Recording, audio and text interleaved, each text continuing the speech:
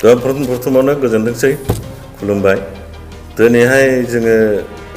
मोनसे district committee गठन खालामनायनि जुनै बेवहाय जजा खालामदोंमोन आरो बियो अलमोस्ट जाफुंबायानो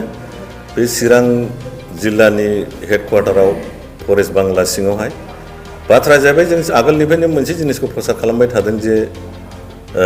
2027 जानुवारि 2020 नि उनावहाय कमप्रिहेन्सिभ फाइनाल सल्युसन जाखांनायनि उनाव बड'लेण्ड स्टेट डिमान्ड हरदा जोङो सालिजारि खालामजोबनानै मोनसे गोदान रोखोमै दुवारान्चल होननाय नामाकरणजों जोङो रायजो राजाफोरखौ प्रसार खालामबाय थादोंमोन दा बिनि फलस्वरुपै दिनैहाय जोङो डिस्ट्रिक्ट कमिटिखौ दाफुंनाय जाबाय बेहाय जोंनि आदा कमल सिंह नार्जिनारि चेयारमेन हिसाबै आरो जोंनि चिफ एडभाइजार माने मा होनो कनभेनर हिसाबै प्रदीप ब्रह्म आरो लोगोसे गोबांनो जोंनि धर्मीय हंखियालुगुनि मानसिफोर बे जाहैबाय साहेब आलिमोन बिथांमोननि ज' लाजोबनानै जोङो इनक्लुसिभ मोनसे गथै जाति भाषाखौ लाजोबनानै जे जोङो परबर्ती समायाव गणतान्त्रिक भाबे भारतबर्षजों जुजिनानै बा जोङो माने मोनसे मुभमेन्ट गणतान्त्रिक भाबे गान्धीजीनि नीतिजों थांनानै बे एलेखा जोंनि गोबाव समनिफ्रायनो जे बुहुमनि गांनाय उखैनाय आलादा रायजो मोनसे सोरजिनायनि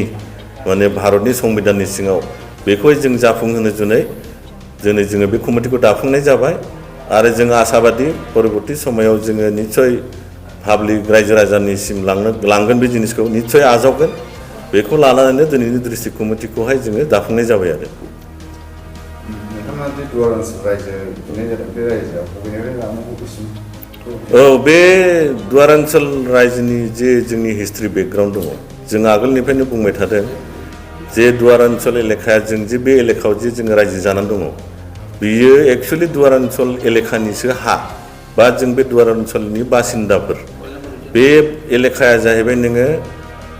बेंगल तिस्तानिफ्राय स्टार्ट जायो ओमफ्राय नोङो सौदिया फ्रन्टियार ट्रेकसिम आरो बेहाय नोङो 18टा दुवार दं बेंगलनि संकस दैनि हरैहाय पश्चिमि दुवार होनो ओरै माने सानजा दुवार सोनाब दुवार सानजा दुवार बे दुवारफोरखौ लाजोबनानै जोङो फ्रन्टियार ट्रेक माने मा होनो सौदियासिम हरैहायबो आरो दंबावो जे माखासे लेखाया जोंनि सारिदुवार बालिपारा बियो तिब्बत दुवारसाव गोग्लैयो बेखौ लाजोबनानै जोङो जे जोंनि आइडेन्टिटी जोंनि जे जारिमिनारि जे जोंनि जे रायजो जानायफोरनि हिस्ट्रि बेकग्राउन्ड बेफोर गासिबो डिस्टिंक्ट भाबै लिरनाय दङ बियो नोंथांमोना नायनो हागोन 1865 निफ्राय बे एलेखाखौहाय 1864 भुटाना ब्रिटिशफोरजों जेननानै बे एलेखाखौ मथा-मथि 83 स्क्वायर किल'मिटार गुवार आरो बे एलेखाया बे एलेखाखौ भारतनो ब्रिटिश रिजिमनि टाइमाव सामिल खालामना होदों फैयै फैनानै बियो नोङो 1947 सिम बे एलेखाखौहाय ब्रिटिशफोरानो सालायबोयो आरो बेनि उनावहाय नोंथांमोना मिन्थिगोन 1949 आवहाय मोनसे मार्जार एग्रिमेन्ट जादों भारत स्वाधीन जाखांनायनि उनाव माने 1949 आव गते भारतनि जेसेबां राजाफोर दंमोन आरो प्रिन्सलि स्टेटफोर दंमोन बेखौ मार्जार खालामदों दा जोंनिबो बेवहाय दुवार्स एलेखाया 1949 आव मोनसे मार्जार एग्रिमेन्ट जादों भारत सरकारजों दा जोंना खाफाला गाज्रि जोंनिफ्राय रावबो प्रतिनिधि गैयामोन बा जोङो बेवहाय नोङो बे एलेखानि जायफोर माने साक्सेसरफोर दं रावबो डिमान्ड खालामाखै नोङो 1949 आवहाय कुचबिहार नोङो मार्जार जादों 1949 आवहाय त्रिपुरा मार्जार जादों प्रिन्सलि स्टेट नोङो मणिपुरबो बेबो राजाबो सामिल जादों बिभिन्न भारतनि गोबां राजाफ्रा 1949 आव सामिल जादों थारमाने कुचबिहार मार्जार जादों मोनसे 1949 आव नैबे सिनसुला ट्रिटियाबो नोंनो फैयै मोनसे टाइमाव 1949 आव मार्जार जादों होमब्ला बे एलेखाया मालाबाबो कुचबिहार बा खामथापुरनि डाइनेस्टिनि सिङाव गैया जोंनिसो नैबे एलेखानि मानसिफ्रा ट्राइबेलफोर थाग्रा बे एलेखानि मानसिफ्रा जोङो प्रतिनिधि जोंनिफ्राय रावबो ओंखारैखाय बे जिनिसखौ भारत सरकार भुटान सरकारजों सामिल खालामलायबाय थाबोदों बियो खनसेल' नङा दिनैनि डेटआवहाय खनब्रै एग्रिमेन्ट जाबाय फार्स्ट एग्रिमेन्ट नोङो ट्रिटि एग्रिमेन्टआ जादों 1865 बिनि उनाव जादों 1910 आव बेखौ होनो पुनाका एग्रिमेन्ट बिनि उनाव जादों 1949 मार्जार बिनि उनाव 2007 आव जादों प्रणब मुखार्जी प्लास भुटान राजा जेगमि वांचुक दा बे एलेखा जोंनि अरायबो स्वाधीनखा नाहि बे आसामाव नाहि बेंगलाव नाहि कुचबिहार डाइनेस्टि रावनिबो आन्दाराव गैया नाथाय जोंनि मानसिफ्रासो बे एलेखाखौ बिना लानो रोङाखै आरो जायनि जुनै जोङो बे जारिमिनारि इनक्लुसिभ जे मोनसे सैथोता दङ बे जि लामाजों थांब्ला जोङो निस्सय जोङो जारिमिनारि जोङो मुभमेन्ट खालामनानै जों बे आलादा रायजोखौ गठन खालामनो हागोन आरो नोंथांमोननि माबाया औ राजखान्थियारि सिन्थाधाराजों थागोन नामा राजखान्थियारिजोंथ' दा जोंहा लोब्बा गैया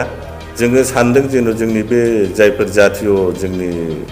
दल संगठन दङ लोगोसे राजनितिकफोर दङ जोंनि जेरेखम BPF UPPL बिभिन्न आरो लकेल जि राजनितिकफोर दङ बेफोरो जुदि जोंखौहाय जुदि सहाय खालामोब्ला जोंहा राजनितिक दल खुलिनांगौनि दरखारानो गैया जोङो लास्ट मुभमेन्टसिम नायगोन बिथांमोना मा जोंनि जुनि फेभाराव लायो जुदि बिथांमोना जुदि गनायाबा निस्सय परबर्ती टाइमाव सिन्था सरसा खालामनांगोन आरो आसामजों गावनो नागिरनायनि मेन जाहोन आसामा जे नोंथांमोना आसामनिफ्राय गावनो नागिरनायाथ' जाहोना नोंथांमोना बुंनो थाङोब्ला बे गोबाव समाय लागोन बयबो मिन्थिगौ जे ट्राइबेलफोरनि सायाव बे ब्राह्मण एसामिसफ्रा गोदोनिफ्रायनो जोंखौ नासयबोनाय सोबख'नाय गादबनाय बेफोरखौ मिन्थिगौ आरो लोगोसे नोंथांमोना दा BTR BTCनि खोथाखौनो नायदो जे जों मोनखानाय जिनिसफोरखौ गासिबो नोङो लानानै थांफिनजोब्बाय बा LK एडभानि बाजपेयीनि टाइमाव BJP सरकारा जे ट्राइबेलफोरखौ अननानै रैखा खबर सोनानै मोनसे मर्यादा सहकारे जोंनो 6 सिडुलखौ मोनसे एमेन्डमेन्ट खालामना होदोंमोन दा बेफोर गासिबो गैला बुंनो थाङोब्ला नामल'सै गासिबो लानानै थांफिनजोब्बाय आरो दानि सरकारा दा जोङो दा नुबाय भबिष्यताव बे एलेखानि मानसिफोरनि अबस्थाया दा जि दङ बिनि दुइ गुन गाज्रि जाहैगोन ओंखायनो जोङो बे समाय थासेयावनो भारत हादोराबो दा गोदान गोदान रायजो दानायनि प्रसेस खालामगासिनो दङ बे टाइमाव जुदि जों बिगना लानो रोङाब्ला जोंनि बे 6 सिडुल एलेखा BTCनि भबिष्यता बिराद अन्धकार आरो जायनि जुनै जोङो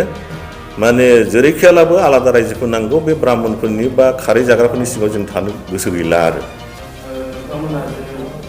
दुवारांचल आरो बेराफारसे बनसर जे नोंथांनि बिनाया एसे मिलायसो खामानि मावो दा बेखौनो जोङो आगोलनि क्लिपफोरखौ नोंथांमोना नायोब्ला नुगोन जे जोङो अराय माने बिसोरखौ खावलायबाय थादोंमोन जे मोनसे नमेनक्लेचारनि बा रायजो बिनायनि जुनै मोनसे मा होनो कनभेनसन सावरायनाया मोजां जे जोंनि अपिनियनफोरखौबो खोनासंनांगोन नोंसिनिखौबो जों खोनासंगोन ज' सावरायलायनांगौ मबे लांब्लाजों थांब्ला जोङो साक्सेस जागोन मानोना खेला नङा बड'लेण्ड स्टेट डिमान्डआ खनथाम रेजेक्ट जाबाय BSC BTC BTR होमब्लाबो जों मोना आरो बे मोनथामबो काउन्सिलसो जों सिगांनिफ्राय होनबाय थादों जोंनि स्टेटासा गोजौआव थांनांगौमोन इउनियन टेरिटरि नङाब्ला फुल फ्लेजेड स्टेट खनथाम एग्रिमेन्टआव खिन्थु जोंनि स्टेटासा गोजौआव थाङा मारैनो बावसो माइ मारा होनाय बादि जोंखौ थगाय बे मोनसे काउन्सिल स्टेटासखौनो दोनगासिनो होमब्लालाय जोङो सानदों निसय माबा मोनसे भुल दङ गुबुननि नोङो डिस्ट्रिक्टनिफ्रायनो इउनियन टेरिटरि जायो स्टेट जायो गुबुन साइडजों दा बेफोरखौ जों सालिजारि खालामना नायजोब्बाय आरो जायनि जुनै कनभेनसन जानांगौ जों खावलायबाय थादोंमोन जे मोनसे सावरायलायनांगौ जे गोबां जोंहा खहा जाबाय हाजार नोङो 5-6 हाजारनि मानसि बारा थैबाय नाना रखम घटना जाबाय दा जोङो मोजाङै जेन' बेबादि भुल जाया बेबादि लामाजों थांनांसिगोन रायजोआबो नांगौ आरो जोंनो जेरैखालाबो माने थाब साक्सेस जानांगौ आरोखि बिराद गोबावसै लोगोसे आं मोनसे खोथा गोसोखांबावबाय दाखालि जन इंथि खातार सार फैदोंमोन बिथाङा होनदों आर्टिकेल 3 ओमफ्राय 6 सिडुल एलेखा बेखौहाय जोंनि मानसिफ्रा बुजिदोंना बुजियाखिसै जुदि जोङो बड'लेण्ड स्टेटनि नामै जों आवगायबाय थायोब्ला जोंनि मोनखानाय BTC BTRखौ जोङो डिनाउन्स खालामनाय जायो थारमाने नोंथांमोना सानगोन नामा BTR BTC बड'लेण्ड स्टेट बिदि फैगोन नामा जोंनि नामा रायजो मोनोबा बिदिथ' फैया नोंनि जागोन बड'लेण्ड स्टेटसो होमब्ला नोंनि BTC BTRआ गासिबो डिनाउन्स जाजोब्बाय मोनसे जाथि कमिटिनि नामैथ' नोङो डाबल स्टेटास ट्रिपल स्टेटास मोना होमब्ला नोंनि आर्टिकेल 3 मथे रायजोआनो जाबाय दे जायोब्ला नोंनि काउन्सिला मोनसेबो स्टेटासानो थाला समस्ति निर्धारन ट्राइबेलफोरनि रिजार्भेसन नोङो सिट खालामनाय नोङो MLA नि रिजार्भेसन MCLA नि रिजार्भेसन बे मोनसेबो थाला होमब्ला इन जेनेरेल जाहैबाय जायनि जुनै जोङो होनदों दुवारान्चल नामै जुदि बिनो थाङोबा नोंनि 6 सिडुल एलेखाबो थायो BTRबो थायो BTCबो थायो मानोना बेवहाय गोबां सेक्रिफाइस मुंख्लंफोरनि माने दामावसो जोङो बे जिनिसफोरखौ मोनदों जुदि नोङो आर्टिकेल 3 आव ट्राइबेलनि रैखा कवचनि बाथ्रानो गैयाब्ला होमब्लाथ' जोंनि अबस्थाया 3-4निफ्राय 3 गुन जागोन जायनि जुनै जों बेखौनो होनदों रायलायनांगौ दं सावरायनांगौ जे जोंनि मोनखानाय जोंनि सेफगार्ड बुलेट प्रुफ बादि हा फानलाय बायलाय हायै बेफोरो जुदि रैखा कवच होफिननो हायोब्ला जोङो रायजो मोननायजों लोगोसे आरो जुदि बड'लेण्डखौनो जोङो कन्टिनिउ खालामोब्ला बे अट'मेटिक डिनाउन्स बे गैला जाथिनि नामैथ' नोङो स्टेट मोना नोङो बै समस्ति रिजार्भेसनफ्राबो थाला बे इन्जिनियार लिस्टआव जाय मोनसे नोंसोरा रायजो मोनखाबाय बेखौलाय मा होननांगौ बे अट'मेटिक डिनाउन्स जायनि जुनै जन एंटि खातार सारा होनदों जे आर्टिकेल 3 आव ट्राइबेलफोरनि रैखा कवचनि खुनु बाथ्रा गैया ओंखायनो बियो होनदों 6 शिड्युल एलेखाबो थानांगौ रायजोआबो नांगौ थारमाने नोंथांमोनखौ आं मोनसे जिनिस खोन्थानोसै 1952 आव जयेन्ट खासि गार' जयन्तिया गार' खासि हिल्स बिसोरो अट'नमास मोनदों 6 शिड्युल संबिधानफोरखौ फरायनो हागोन नोंथांमोना नायनो हागोन फैयै फैनानै 1970 आव बिसोरो नामाकरणखौ सोलायदों ज' जानानै काउन्सिल मोनथामजों बिसोरो दोनदों मेघालय ओमफ्राय बिसोरो अट'नमास स्टेट लाखांनानै 2 बोसोरनि उनाव बिसोरो फुल फ्लेजेड स्टेटखौ मोनदों आरो थारमाने मेघालयखौ मानो लानांखो मेघालय लानाय लोगो लोगो नोंने 6 शिड्युल मोनथामबो नोंने सिकिउर थाफिनबाय जुदि जाथिगत जयन्तिया खासि गार'नि नामै बियोब्ला स्टेटबो जाया आरो बे अट'मेटिक डिनाउन्स जाहैजोब्बाय जायनि जुनै बिसोरो नामाकरणखौ सोलायनानै ज' रायलायनानै काउन्सिल मोनथामजों बिसोरो बिदों मेघालयनि मानिया जाहैबाय नोङो बादलुंखि रायजो जोमैनि रायजो स्काइलेण्ड बेखौ आं दाखालिबो प्रसार खालामदों थिग मणिपुरनाबो सेम मणिपुर स्टेट जानायनि सिगां उख्रुल तामिलनां बेफोर अट'नमास गोजामोन काउन्सिल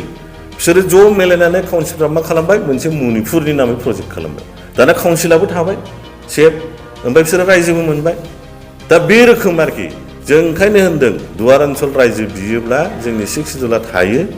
बिटिआर बिटिसि जिखि दङ जों बे थायो जोंना डाबल एडमिनिस्ट्रेटिभ मोननो थांगासिनो दङ मोनसेया नोङो काउन्सिलनि मोनसेया फुल फ्लेजेड स्टेटनि दुवारान्चलनि जायनि जुनै जोङो बर'फोरखौ होनगासिनो दङ बुजिनांगौ दं अनेक खोथा दङ ओंखायनो बिसोरो थांनाय बारावथ' रायलायाखिसै रायलाया मारैनो बिसोरो बनसु दानानै गोदान लामाजों थांबाय खिन्थु जोंथ' नुहरथारबाय जे बड'लेण्ड स्टेटआथ' जाया मोनसे जाथि कमिउनिटिनि मुङै जायनि जुनैनो जोङो नैबे दुवारान्चलखौ जन्म होनानै दा प्रत्येक जाथि कमिउनिटिखौ ज' लानानै जों आवगायनो सानदों